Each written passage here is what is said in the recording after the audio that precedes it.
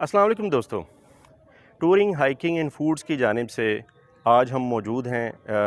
پاکستان کے ایک تاریخی قصبہ جو کہ ضلع سرگودھا میں واقع ہے، جو ہے بھیرا میں اس وقت میں کھڑا ہوں شیر شاہ سوری مسجد میں، اور شیر شاہ سوری مسجد میں آپ میری بیک سائڈ پہ دیکھ رہے ہیں، یہاں پر ہے دارالعلوم عزیزیہ۔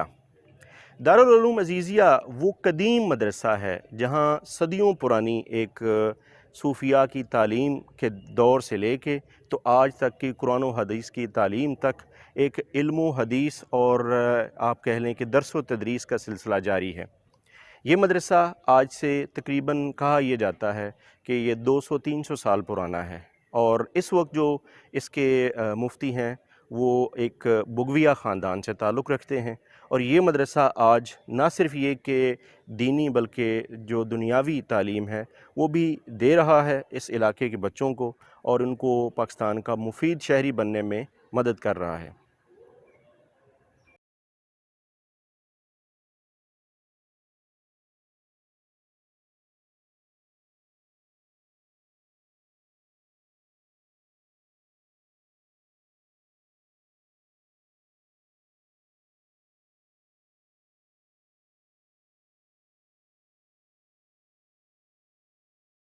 یہ مدرسہ جو دارالعلوم عزیزیہ کے نام پہ معروف ہے، جب ہم خاندان بگویہ کے دو فرزند بزرگ مولانا مفتی احمد الدین بگوی اور مولانا حافظ غلام محی الدین بگوی شاہ عبد العزیز محدث دہلوی رحمۃ اللہ علیہ سے سند حدیث لے کے آئے، اور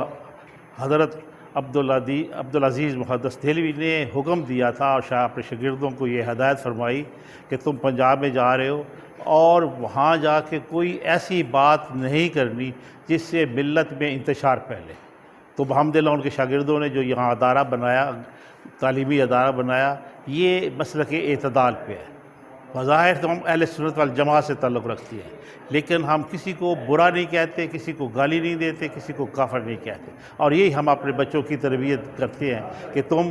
پڑھو، تمہارا کام پڑھنا، غور کرنا، تحقیق کرنا، نتائج تک پہنچنا تمہارا بات میں کام ہے، وہ اللہ سے ہدایت مانگو، اللہ تمہیں ہدایت دے۔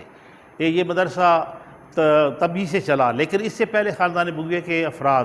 15ویں-14ویں صدی سے ہی تعلیم و تبلیغ میں شامل ہیں۔ یہ